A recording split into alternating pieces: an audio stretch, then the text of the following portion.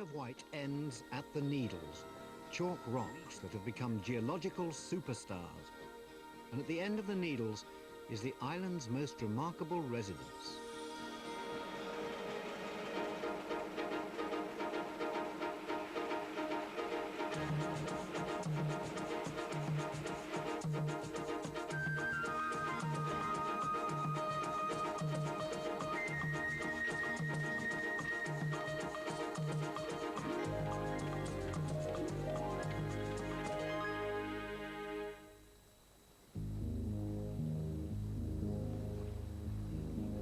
I wish I'd seen the Needles lighthouse before they put that hideous helipad on top.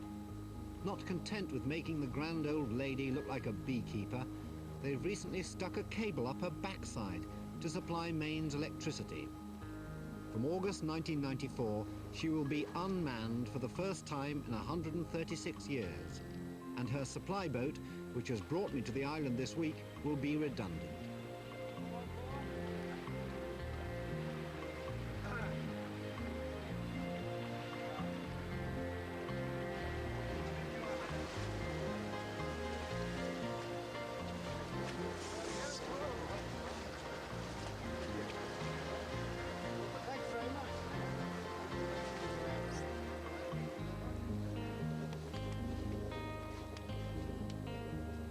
The welcome that Keeper Gordon Medlicott offered me will soon be a thing of the past, which is a great shame because, let's face it, there's a lot to see at number 1 The Needles.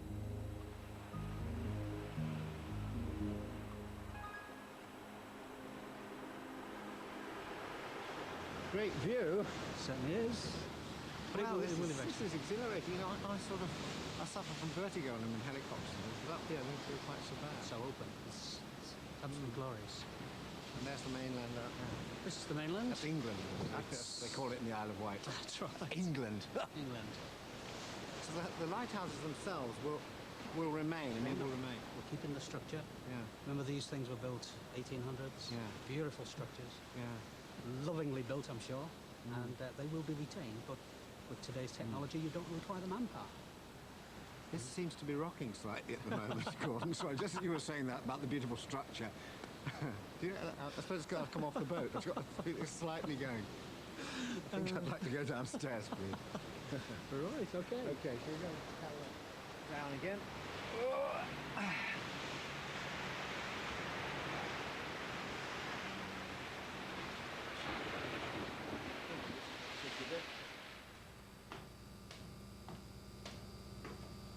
Having seen where the water's delivered by helicopter, Yeah. this is the area where we would use most of it. Yeah. More homely. Here we have a small shower cubicle. Was that for the entire cruise? Done? Yes. Oh, yes. That's the only loo. That's the only one, yes.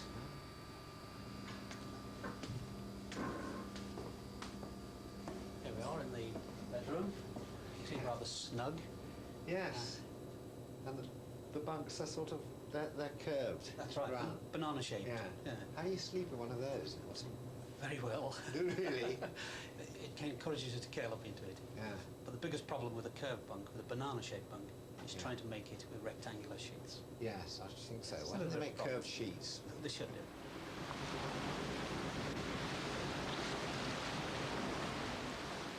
One last thing, when this place ceases to be an inhabited lighthouse, a manned lighthouse, what will happen to all these lovely rooms you've shown me and all that?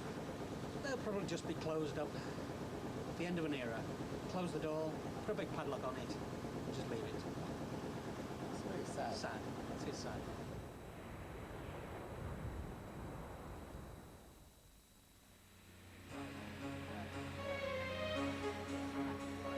Technology may have made the lighthouse keeper extinct, but it can't replace the fisherman.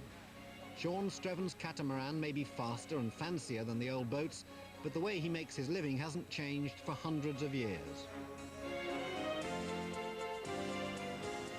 In return for some help with his crab and lobster pots, Sean has agreed to get me to the town of Ventnor by the quickest route, straight up the beach.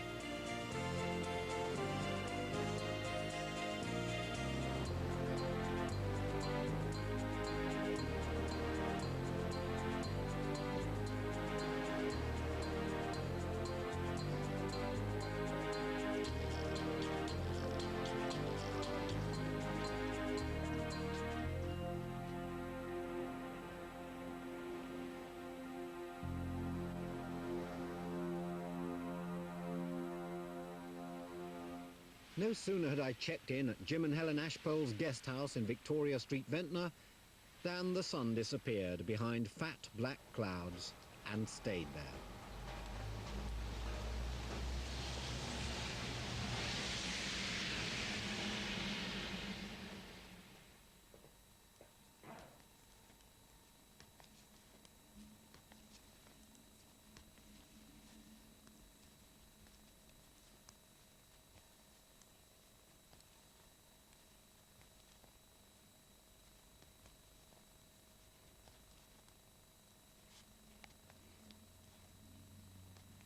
Morning.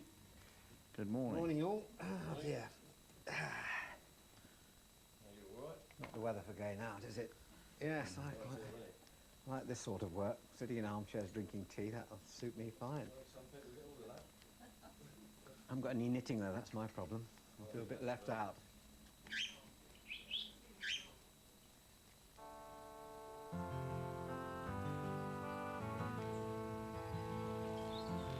There's a definite end-of-season dampness in the air, but I suppose the same rain that keeps the beaches empty is good news for those with village halls to fill.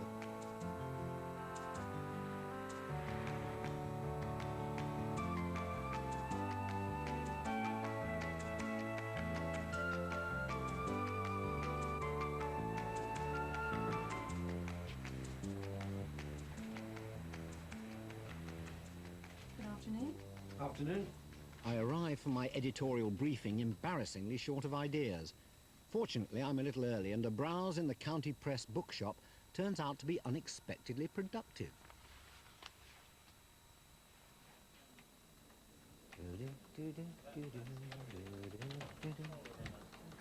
Hello.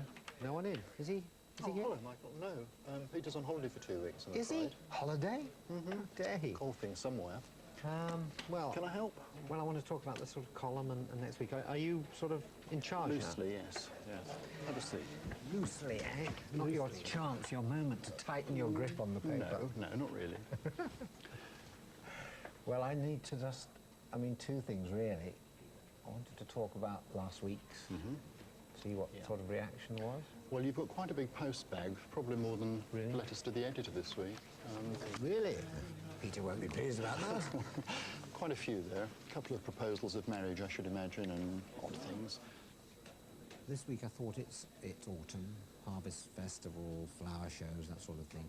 We haven't really touched on the island as a whole, and especially the sort of more rural part of the island. Any leads there you can give me? We've got them practically everywhere, I think, this coming weekend. One other thing, I bought this at the local shop. Yes.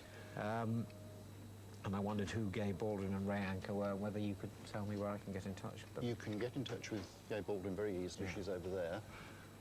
Oh, really? She's on the paper? She's one of our reporters. Oh, Has been right. for- Gay is a fellow toiler on this journal. We nipped out for a coffee at French Frank's and a chat about things that go bump in the night. There does seem to be a lot of supernatural activity here. There are a lot of ghosts, ghostly stories. There is a theory, it's something to do with the ley lines which run under the island, the energy lines. Which sort of ties up with the Longstone and the black magic things which I did in the Of course, first yes, of the columns. yes. Things do seem to come back as though there is something. Yes, a lot of spiritual activity or psychic activity. Gay, you're a hard-bitten journalist. You've seen a lot of sort of human experience. Do you really believe in ghosts? I have come round to the idea. I didn't originally believe in ghosts. I kept an open mind, but over the years I have heard some incredible stories from people who I respect and trust, and there must be something in it.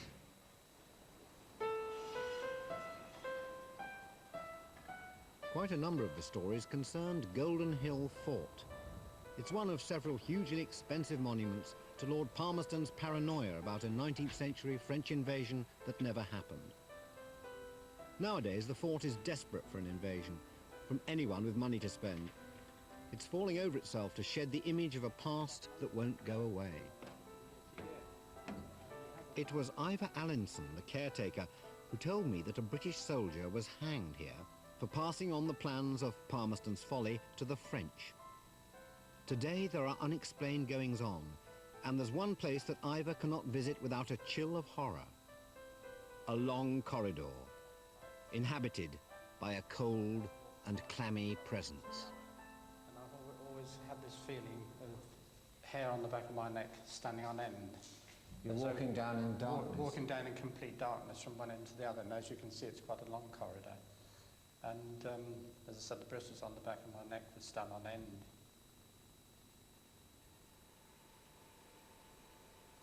On this self-same corridor, 3 researchers into paranormal activity are about to spend the night. They aim to catch sight, sound or smell of whatever it is that might be there.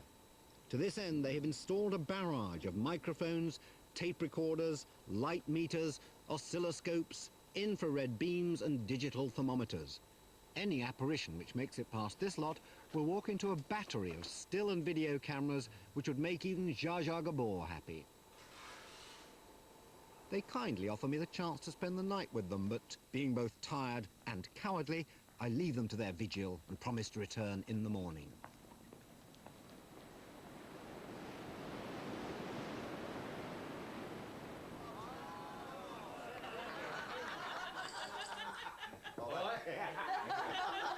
One more time, please. No, you can't. 1, 4,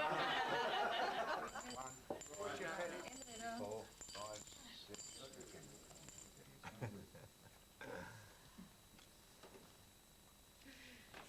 Special.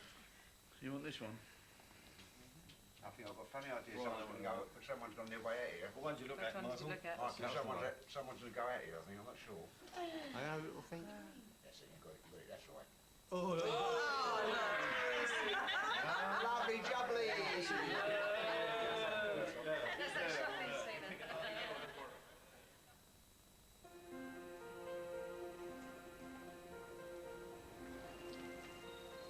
Back at the fort, the atmosphere is muted. I'm excited, but the Ghostbusters, as they hate to be called, look all in. How would you sort of rate last night? Average, I would imagine. Yeah. It's typical bangs, noises, Yeah, that's right. smells, Lights, temperature lights, drops, yeah. but nothing definite. Are you a bit depressed? Not at all. Not at all. No. No. One bang is a bonus for us. That's Yes. what we say. That's a good motto for a paranormal investigation.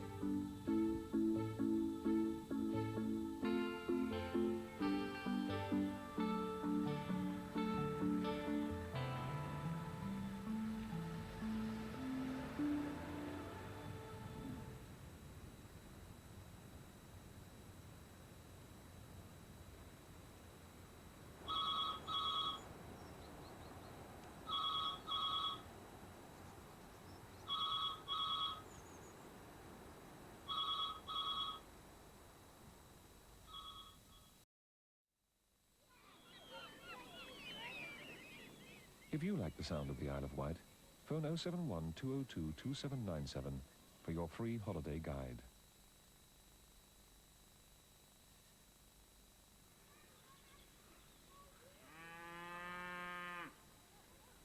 Commence our service by singing hymn number 483. 483.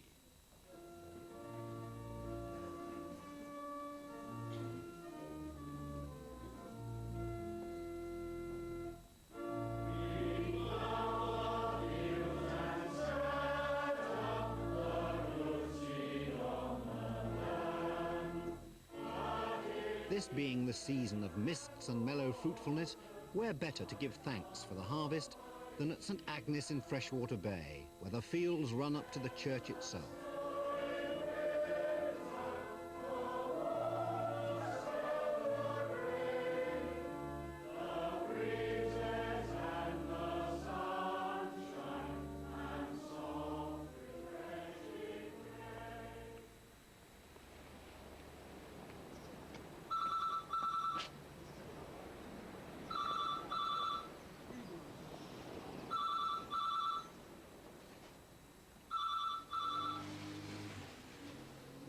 The soft, refreshing rain reminds me I had a story to cover.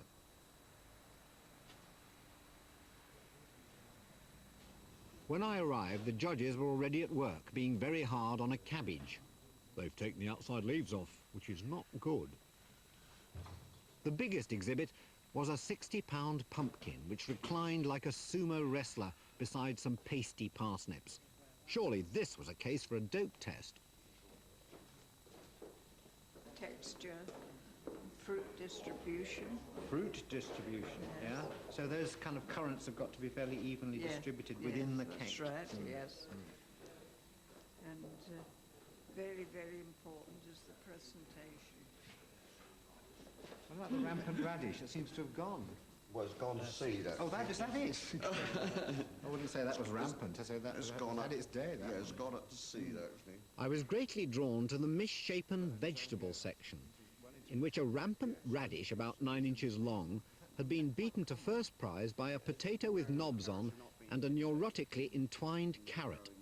I suppose there is something faintly absurd about grown men awarding prizes to carrots, but in a world in which we increasingly appreciate the value of organic foods, horticultural shows are still relevant.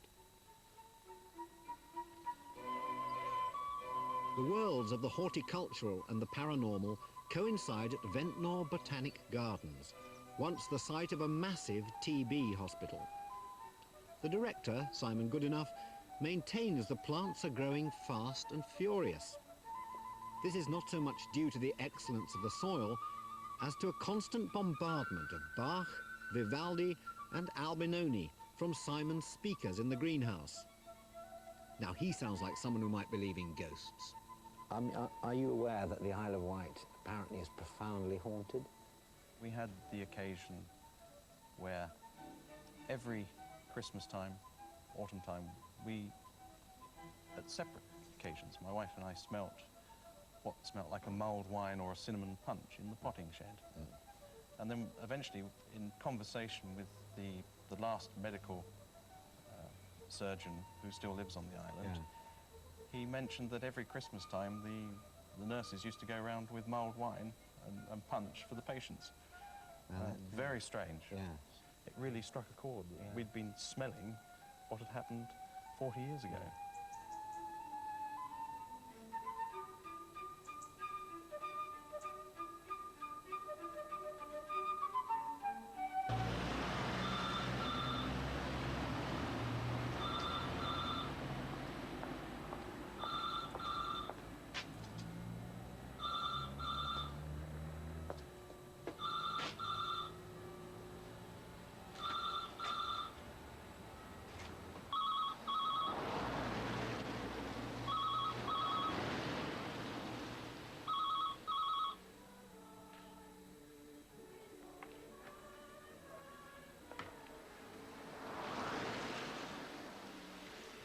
Victoria Street is not one of the great thoroughfares of the world, but there's plenty of life here, and afterlife too, in the form of a spiritualist church just across the road from my guest house. Here, for the first time in my life, I had a chance to see a medium in action. As a jockey, Mark Brandis survived a dreadful accident. He claims that the accident has left him with powers of clairvoyance. Mark does like to hear a nice, clear yes or no. He doesn't want your life history, and definitely no nods. Mark, it's all yours, my friend. Thank you. Good evening, everyone. Good evening. Many of you come into spiritualism awaiting proof that your loved ones haven't died, but gone on to that in which you call heaven. It could be your grandmother, it could be your grandfather, it could be an uncle or an aunt, it could be a neighbour. No loud nods, because I'm like a telephone and it'll need a three-way conversation from the spirit world, which transmits that energy to me to give to you, and then we'll give it back. I want to come to the lady in a white cardigan there with glasses. Hello. Thank you. Because I'm very aware that there's a lady here that wants to contact you. She's been in the world of spirit, well, quite some time. She's telling me 30 years. So I know that the lady that's linking with you is a lady that would have only been 5'1" of her physical height, and she links with your mother. So this would be your grandmother. Yes, And who is the name Doris calling, please? yes, Can you understand that? yes. And as it's linked with your family, I've also got to tell you to stop worrying. It's no good worrying, just get on and do it. You understand, don't you? Yes. Because the worries of life have just come over you and feel, well, is it all worth it? It figures. It figures. Good. I've just heard a number. Sometimes the spirit will come very quick with me, but I've got 850 and 107. Thank you. So I've got somebody's telephone number. 850 107.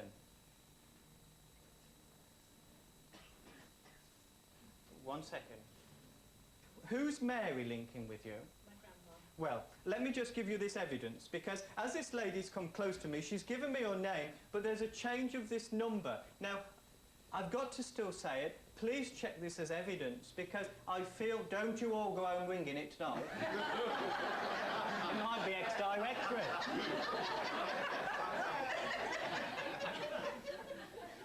But with that number, there's a reason that she's bringing this through, because she's been trying to contact you. And now, I don't know what you've been worrying over. I don't know why you think you're going to the spirit world, but there's plenty of years yet.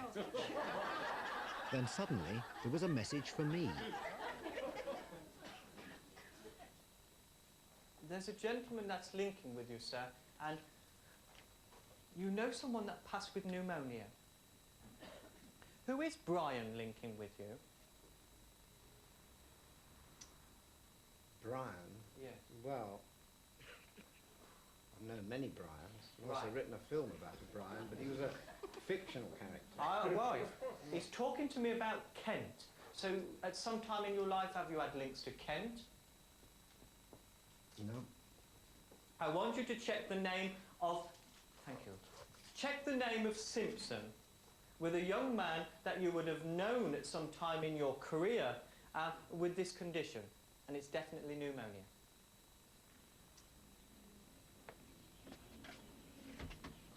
I felt rather a spoilsport, but I couldn't think of a Brian that fitted the bill. He told me the surname Simpson and the county of Kent, but none of it made sense. Still, whoever it is was obviously pretty keen to get in touch with me.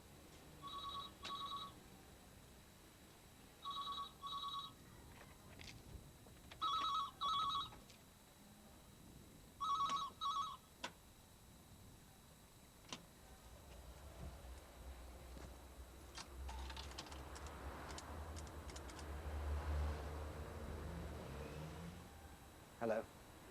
Oh, Sean, when could you have a boat ready? On the beach in half an hour. Yeah, yes, please, yes. No, I think I'd better be getting home. See you there. I'm afraid to say that I rounded off this week's column pretty smartly and left, or should I say, fled, the way I came in.